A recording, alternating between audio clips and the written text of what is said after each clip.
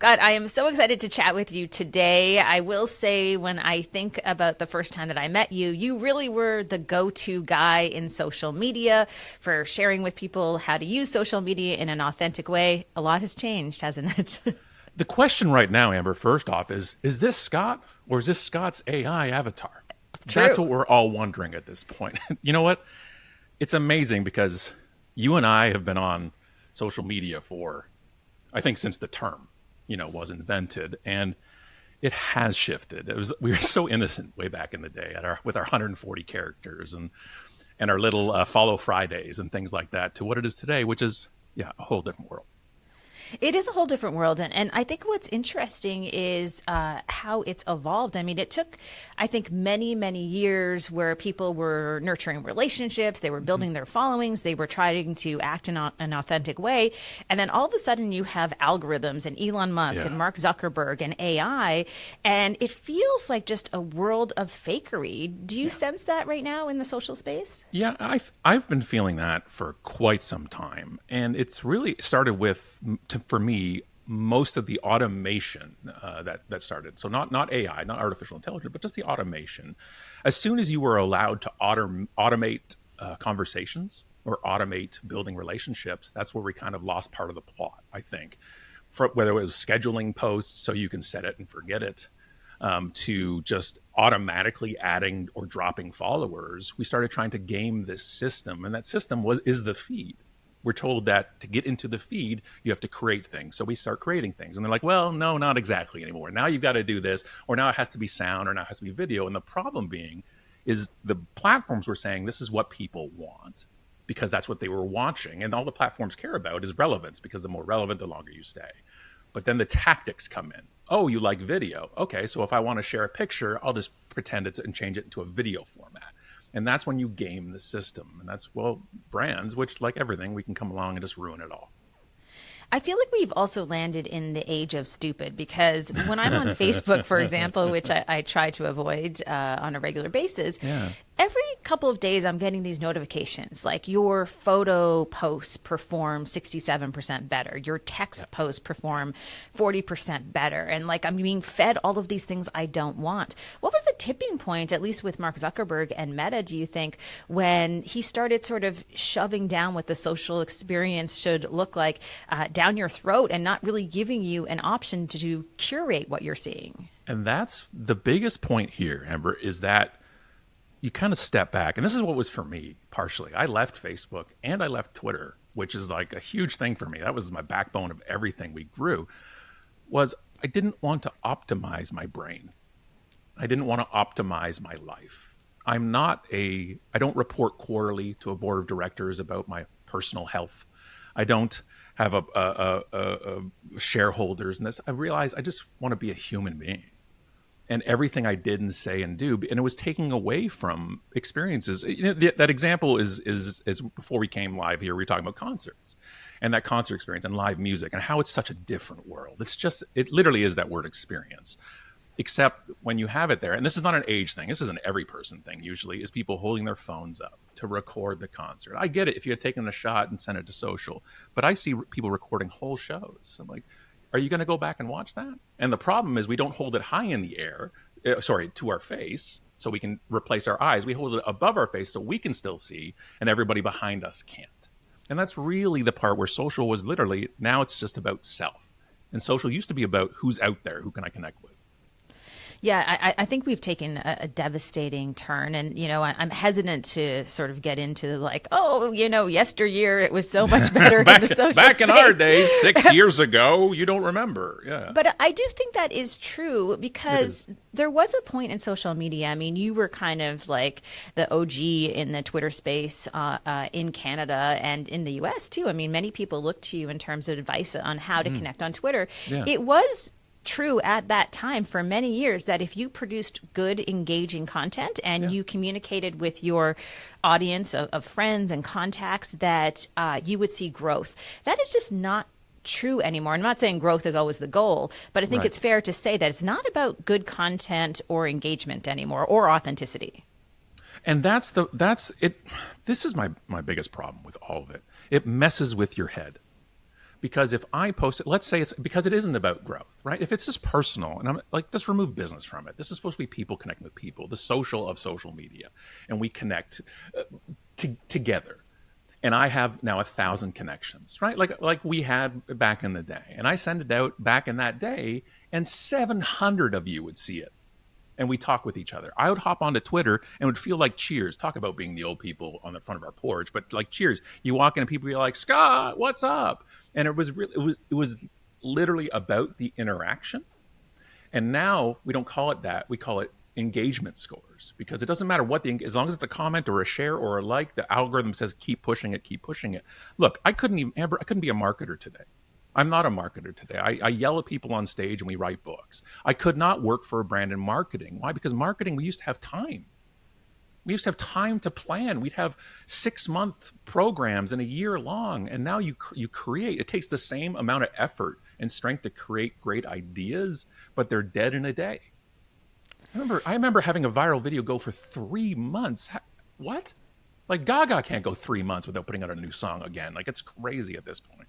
And unfortunately, I think there's a trade-off there. And the trade-off with this speed that we're seeing right now is that we don't have necessarily a lot of thoughtful content online. Like, you know, I've always been pressured a little bit to do more on TikTok, which is just not my thing, right? Like I like long form content. My background is as a journalist. I like engaging conversations, and stuff I do just does not work there, right? I mean, I am not going to go and mimic some trend and take 2 hours to shoot it with my partner, Chris. And it's like a 10-second video that goes viral. That's not really adding to the value, I think, of what I do in the social space. But there is pressure to do that kind of stuff. But this is the problem. What we don't realize as an individual or as a business, when you open up a social account on any platform, it's like opening another location. Can you service that location? Are you taking the time at that location? And if you take all that sweat equity and put it into it just for 2% of your following ever to see your videos, you realize, what am I doing this for? Which is why it's always been the aim on my end of things was never about that. I've never once, not in one book, said that social media is great for direct sales, great selling thing. It's great for relationships and conversation. And I can't believe I have to say this, people. Well, we're going to talk a little bit more about what AI has done to these conversations in the social media space. But I wanted to ask a little bit about your habits today, because like you said, you left Twitter now, of course, being known as X. You're not on Facebook anymore. I do see you on LinkedIn, and I would say this is one of the platforms that oftentimes I find this to be a little bit toxic as well, in a totally different way. Yeah. Not toxic like Twitter toxic, but toxic in a totally different way. The broetry. The broetry is obscene. Yeah, the amount of LinkedIn change. So I've been on LinkedIn since 2003, I think. I'm going to throw up in my mouth, but like 2003, early days, when it was simply recruiters and resumes. And you knew somebody in your company was looking for a new job because you got a LinkedIn notification that they updated their profile. Like, that's literally was LinkedIn back in the day. It was MLM and recruiters for the most part. Once they brought that news feed out and the content, that's what changed it into a content or social side of stuff. So when I looked at stuff business-wise, it's simply looking at the platforms and where would I like to spend time, which is mostly how does it function and who's there. The problem with LinkedIn is it's all about business. So back with Twitter, we had the shielding of, look, we can just talk as people, but almost like the joke with LinkedIn is no matter what happens, it turns into how do you relate B2B sales to da-da-da-da-da-da, like every single thing that happens in the world. Like if the sun blew up, the last thing would be a LinkedIn post on what we could learn for B2B sales before the lights go out. Like, it's just like, not everything is content. So what do you do there? Well, it's like anything. The problem is we complain about our feed. We're like, and there's nothing good in our feed. It's like putting on crappy music on your stereo and saying, I hate this music. You're like, you picked it. You choose your feed still. You can still hone it. So that's what I do. I am vicious with my feed. I want to make sure I see the stuff I want to see. Some moron saying something and I'm just like, what if it gets me angry? I'm like, why is it in my feed? So I'm going to click this and I'm going to make sure that I can really hone it down. I do the same thing with like my YouTube algorithm. I really want to be able to see the stuff that I feel like seeing and conversing with. And LinkedIn is that right now for me. But on the other side of that, I'm also thinking that it doesn't have to be a platform. And we started looking much more local at things too. I think when the world gets so large, whether it's AI involved or not, you kind of, you look small. And so we've been looking at different things because of things like the US and Canada and what's been going on and where we're going to do things. It's like your feed that we just talked about. The more you look at people talking about, let's say, the Toronto Blue Jays, the more Blue Jays content will come into your feed. That's the same as your brain. The more we start looking local food, we start going to the farmer market more, the more we start looking local for other things. I'm like, oh, we can get our cardboard boxes probably from a more local thing. We can probably do that. And that's the same thing, digital or in person. It's interesting that you say that because I have been feeling the same way in terms of local impact specifically. Yes. Yeah. So on social media, oftentimes, if I ever become sort of an activist about certain issues, it tends to be something that's happening locally, either here in Prince Edward Island, where we are for the summer, or back in Toronto. And yet, I think for a lot of people, I think they're in this cycle of sort of forgetting the space that they are in and not using social media the way that it kind of started out, which was in some ways kind of local, right? Like your local business 100%. was on Twitter and you were able to engage and support them. Foursquare check-ins and everything it turned into. Yeah, I loved it. And that's where you can have that local feel to it much better, both virtually and in person can still be local. Exactly. So instead of what it is now, which is like, oh my gosh, all of a sudden, people are enraged and arguing with an influencer who lives on the other side of the world, who's saying outrageous things, and that becomes the thing that they're obsessed about. Like, this is not doing any good for anyone. No, and I think that latching onto that. So, here's an example that we did both virtual and local was a few weeks ago. Allison and I went to St. Jacob's Market, which is just outside of Kitchener-Waterloo here in Ontario. And it's fantastic. If you ever get a chance to go, just go. It's phenomenal, and it's food and produce and furniture. It's just amazing. The entire Mennonite area in St. Jacobs. So we go, and I go walk by, and there's an empanadas little booth, and of course, I'm your Huckleberry. I'm good for an empanada any day of the week. So I walk up, and it's one little booth, and I'm just like, I want to try more fresh local things. And this is a local company, and there's a little sign there that says it. And I ordered. I got a pulled pork one and a cheeseburger empanada because what?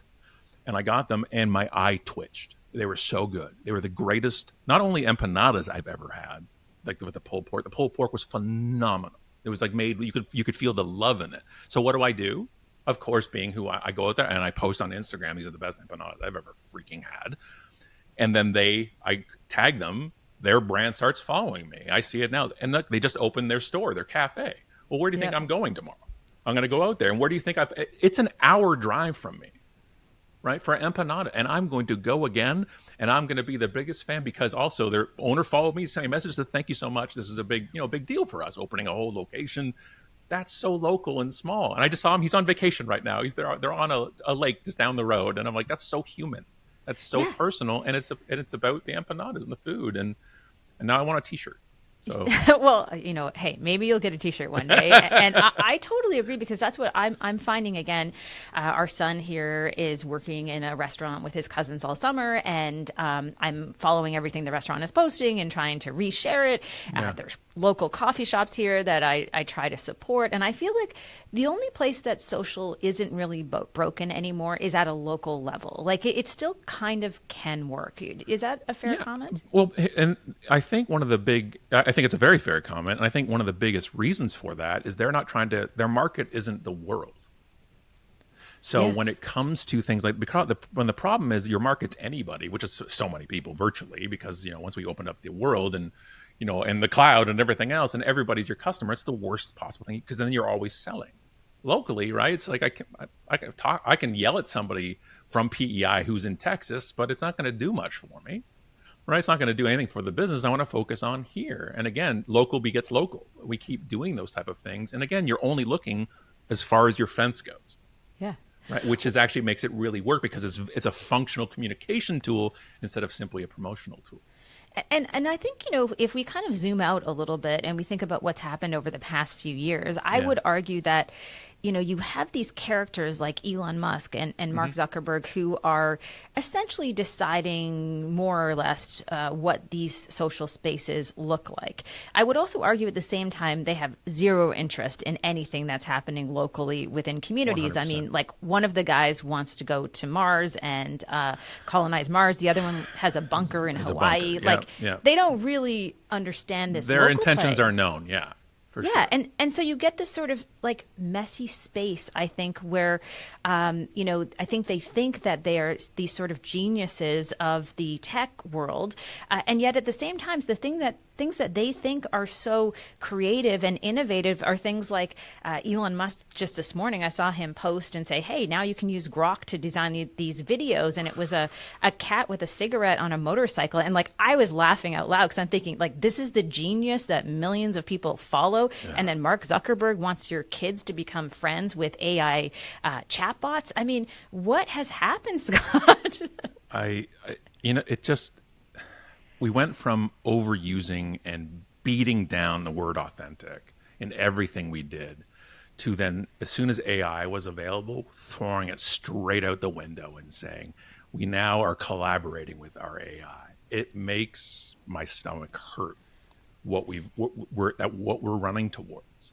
Like we have to like literally zoom out with your lens and look and say, who benefits from a lack of local engagement? Who benefits from people not being involved with their community or being this and just, looking at a screen? People in power benefit because then you're not doing anything locally, and local is everything. That's literally what you can do, whether it's political or not. Local is your world that you can make change and affect change. And when you're at a world of $1 billion and 1 billion users, they're all specs. Yeah. They're all just specs to you and numbers to you. And I really think there's a tidal wave coming of AI, and there's not a lot you can do with certain parts of that wave coming. And I don't want to be better at having that wave hit me.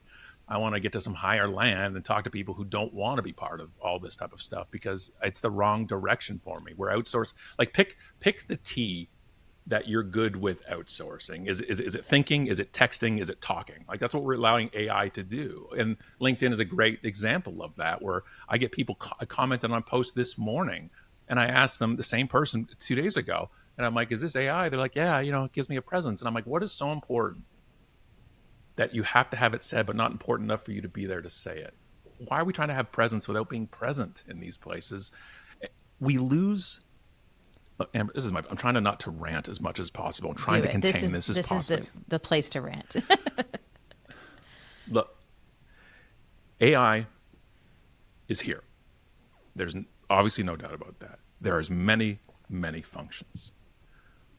But when you outsource your brain, you outsource that rep. And what I mean by that is, if you go and watch me do a talk 10 years ago, watch one of my keynotes. I've done over 500, right? Watch one. They're disgusting. They're terrible. I am embarrassed to watch myself speak 15 years ago. Why? Because I've improved so much because of the reps. And don't worry, I'm not hating myself too much here. I'm saying it's the reps. Every time I did a talk, I got marginally better. Every time I write something, I get marginally better because it's reps. 1, 1, 1, 1, 1. You doing an interview, go back to your first interview. What is it the same as right now? Of course not. It's miles apart. When we outsource the rep to AI, we never improve, which means we get dumber. If we don't get a raise every year in our job, we are actually losing money. If we don't create the thought, we're actually getting dumber because we're not keeping up with human beings as they go. And this is what we're willing to do because it's linked. And my problem is, it's a gateway drug. A LinkedIn post is a gateway drug to AI. People are like, no. AI came up with it, but I edited it. Oh, okay. I saw somebody said, I collab with AI. Son of a... You don't collab with AI. You command AI. Collaboration happens between two human beings. They are not your content partner. They're not your bro. It's AI. Yeah. Stop trying to make excuses, because now, Scott, actually, AI doesn't write the whole thing for me. It just comes up with some of the ideas. Okay, cool. And then it'll write it for you, but you'll edit it. But now it won't. Now, what happens as you work the model? You give the model the rep, not you. The model, the AI model, gets your rep, so it gets better at writing your content. Eventually, it's so good, you don't even edit, but you delete a period and put it back in to say you've edited it. Now AI is just now posting for you on LinkedIn. You realize I don't even have to go. And now LinkedIn is all just AI posting and commenting to each other. I am on this planet to connect with human beings. If you are too, then that's what authenticity is.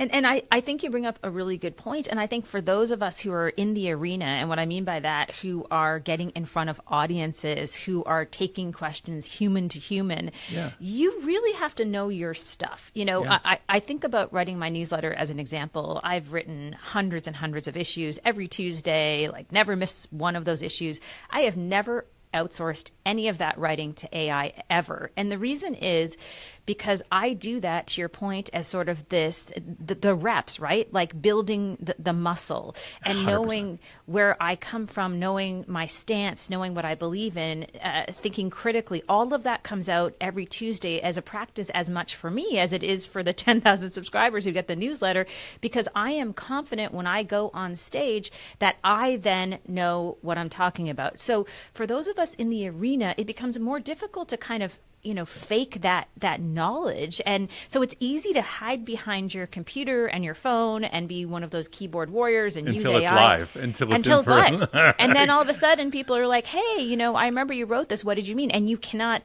articulate what you were saying because it wasn't you in the first place. There are lawyers filing things in court from AI.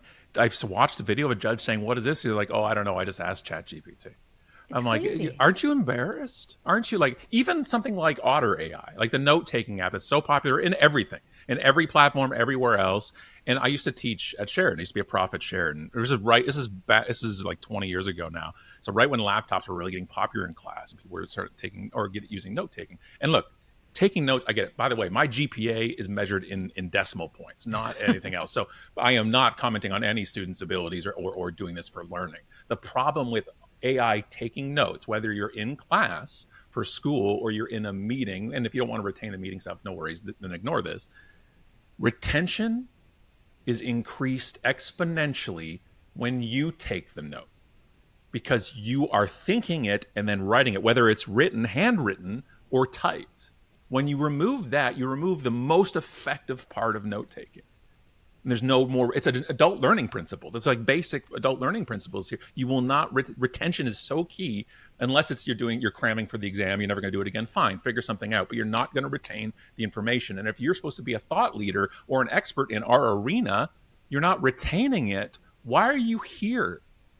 Like, why are you? I did a talk recently in Memphis to financial planners, and a lot of things marketing there were, what do you think they were? It was AI will do it for you. We'll find you the clients. We'll write the articles for you. And I just have to, and I looked at the audience, and of course, because you and I have to be careful on stage because we want to keep doing this for professionally once in a while. So I look at this audience with all AI sponsors, and I'm like, hey, so if AI is so great at all these things, why do I need a financial planner?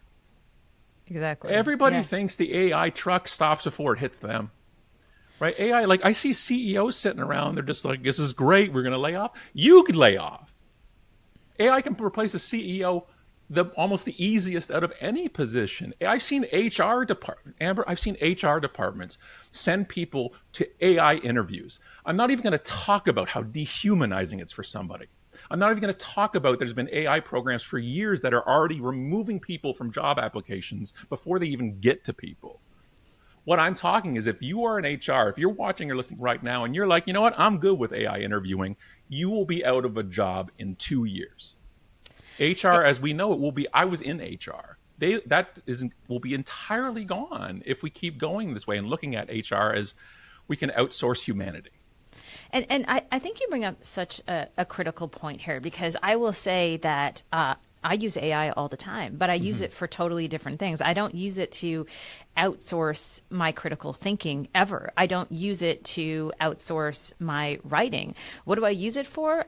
Well, I may use it to analyze data because it's a lot better and faster than I am. 100%. As long as you're okay with that data going in. Exactly. And or maybe it's, again, you have to be careful with this, but if it's sort of health records or I'm trying to understand certain terms and the AI does a better job of explaining them to me, 100%. Then I use it for that. So I agree, it is incredibly powerful and there is a place for AI in our lives that I think it will have some pretty impressive changes that will help humans. But to your point, it doesn't mean that we replace the human experience. And that's where I think a lot of people miss the point. Like, as writers, I haven't written as many books as you have, but as writers, like, why do you write? Like, I write to learn and I write to teach.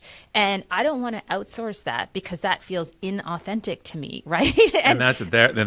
But what you said right there, because that feels inauthentic to me. And there's where the line is that people are figuring out right now.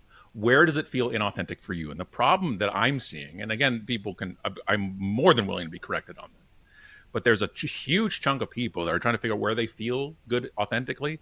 And all they're seeing is, this is how the experts are doing it, because I see so many people talking about this, then this is the right, so it is authentic. So I'm not blaming people a lot of times who are using AI to write their stuff. I blame the experts who are saying, this is how you're supposed to do it. And this is how everybody's doing it. Just like that's how I got mad with automation.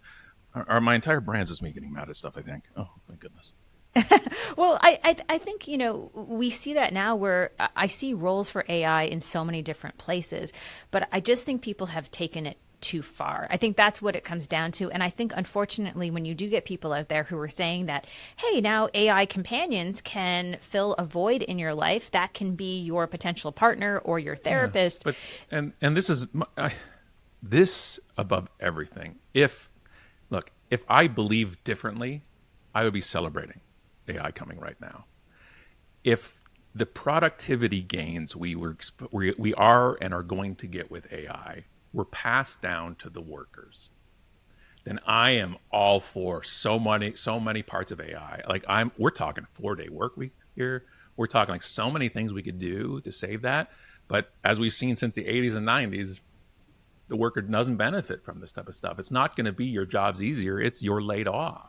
Which is why, again, in business, I'm looking more local stuff too. It's like I posted something like a year ago on LinkedIn. I'm like, when is it going to be the unique selling positioning that you don't use AI, which is like your big selling thing to people? It's like I'm going after companies that say that right now. Like I want to work with that type of thing because also I don't want my stuff outsourced. I don't want it put into a system. But also your and our books are all in it. They are already all taken. And I think you get to the point, I think, in our lives right now in 2025 where the things that we can experience as humans, that human to human relationship, can never be replaced by AI. Like we were talking before we started recording, I just went to the Osheaga Music Festival. Like I'm never going to replace that experience with AI or virtual reality. I don't care what anyone says.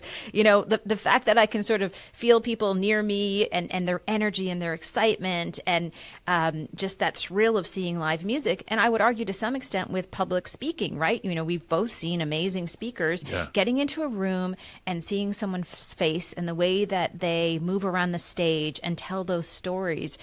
Public speaking in itself, to me, is one of the most important skills that the next generation can build because that's just not going to be replaced by AI as much as people try holograms on stage and all those different things. It's just, those things generally just kind of suck, and they're going to continue to suck because you can't replicate that human experience, and we should stop trying to do that, right? We should try to improve maybe the health of people through using AI tools, or maybe it's productivity to a certain extent and giving workers a break who are already overworked and underpaid. But the tech leaders, that's not where their heads are. Their heads aren't obviously. They're who knows where somebody's head is who has that much wealth and power, right? It's just it certainly isn't looking at how my day is going to go today. And so I want to affect the people that I'm connected to and I'm near. And I think that there's still ways to do that on every level, whether, and like I said, AI is here and people are like, well, I had somebody, I'm going to remain calm. I had somebody comment on one of my LinkedIn posts because I was telling people, look, you got to be careful. Like people are putting client information into this stuff. They're putting and you can't put that toothpaste back in the tube. And somebody had written on one of the comments, they're like, well, Scott, change is hard. And I'm like, listen to me very carefully. We talk about my topic is disruption. I understand change is hard. It's that you're not usually told you're at a watershed moment in that moment. The problem is we're also in 11 different watershed moments right now. right? Like we are historically in so many parts. Like if you went back to certain times in history, you'd be like, "Oh my God, imagine you were there." Most people are like, you didn't realize in the time." This is a watershed moment now for people younger than 50. This is an important moment right now. I'm sorry, I keep using terms that aren't used much anymore. Now, right now, the things that are decided this moment, August 2025, around this time, will affect us forever.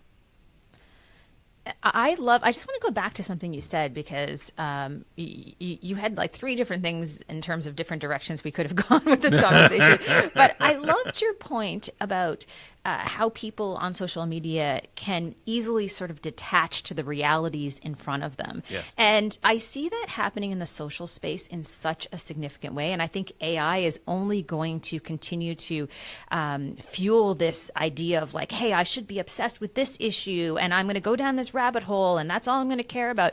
And you're right. Who does that serve? That serves our political leaders. That serves our big business leaders. That serves the big tech leaders. If they know that your head is in one space only and, you know, these algorithms continue to feed you information that doesn't actually affect you on a day-to-day basis or you have no control over, you're removed from that pressure that needs to be upon them. And that actually worries me more than anything. So, especially when they're allowed to, you know, suppress things as well and take things out of your feed that you should see or should have seen. And that's where the fear is, and we can extrapolate it out with our kids. You know, it's just like a fear for them because also that, you know, that brain isn't fully formed, and so what is that doing? And all this stuff that's coming out now, and you know, there's so much that the problem is we just think whoever says something, we just assume that they have our best intentions at heart, and it's rarely the case. That's why it's each other is the connection. It's will that be another platform that'll come out eventually? I don't know. I think it's going to be much smaller. I think back. It's not like I'm yearning to it, even though I'm old and I yearn for all these different things. Is that like it's almost like a Reddit level type of stuff? Not Reddit as in a bunch of different things.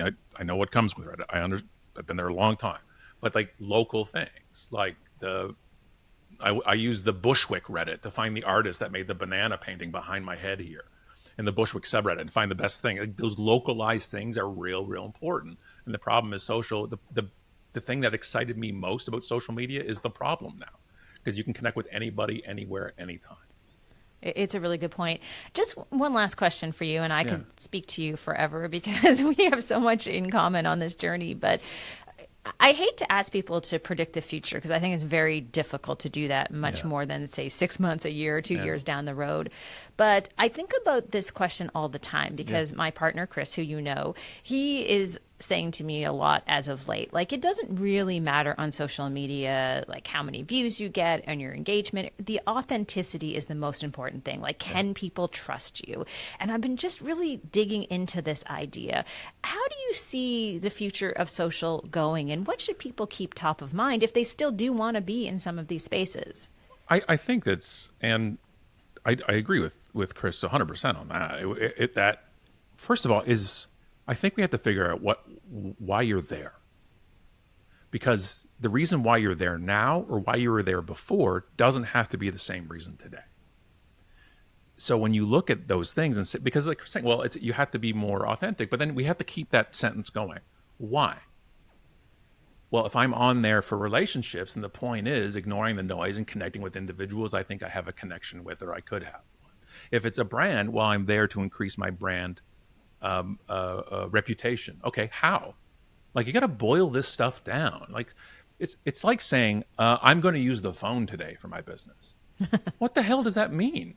Right? It's a function. Social is a function. It's a platform. There's pictures, videos, people. Why are you doing it? And could that time be better spent elsewhere? And that's really, you have to sit down and say, what am I going to use this for? Because people will get on there and they're like, well, this has never changed. They'll get on there and they'll say, well, today I'm selling a house on this street, post. It doesn't work. Nobody's bought the house. I'm like, if you walked into a networking event and said, hey, everybody, buy from me, and walked out, same thing would happen. Why are you there? And also, are other people there for that same thing? There are so many. And I always, I get mad so much and I fly off the handle about things, but I still insist, I guarantee there are great people you haven't met yet or connected that will influence your life, and they can be found virtually. So I still am a fan of that stuff. Like I found Allison. I found my wife through that. I outkicked my coverage so much. I'm not even in the same league as this human being. And I met my best friend that I married, and it's been 11 years of marriage so far and 7 books together. And that's because of Twitter. I believe that your local can be a huge effect, but it doesn't mean you also can't meet other people. And there are some killer people out there. Most people are great. The problem is that the bad ones take over, and we refuse to let that happen. I love that. And just before I let you go, because you brought up Allison and some of the work that you guys do, I was in the bookstore recently, and I saw a bunch of your unbooks, which were getting a lot of great shelf space. Indigo as we say came in the out. Business. Yes, amazing. So where can people go if they want to buy your books, connect with you? What's the best thing for them to do? Fellow Canadians, Indigo came and said, do you mind if we put out all 4 unbooks as a Canadian exclusive paperback series, the Unquadrilogy? We're like, yes, please. So all 4 uns are, Allison went through and updated a bunch of stuff. By the way, Allison's the writer of the 2 of us. I'm the one on stage that yells, and we come up with all the ideas, and then she's just an awesome writer. So those 4 are now on the Indigo shelves across the country. So kudos and compliments. Drop them anytime to Unmarket on Instagram. Any complaints or insults, just Amber, let them know your handle or whatever, and they can send it to you, whatever. That's fine. Yes, it will. Yeah, it won't be the first time. Yeah, but everything is Unmarketing, the company for us. So. Awesome. Well, Scott, thank you so much for joining me today. And I know we'll chat soon. We met on Twitter many years ago, so I certainly appreciate that. One of my OGs. You're one of my OGs on you. Yes. You and Chris are both one of the OGs from Twitter. So good old connections. Love it. I love it. Thank you so much. Thank you.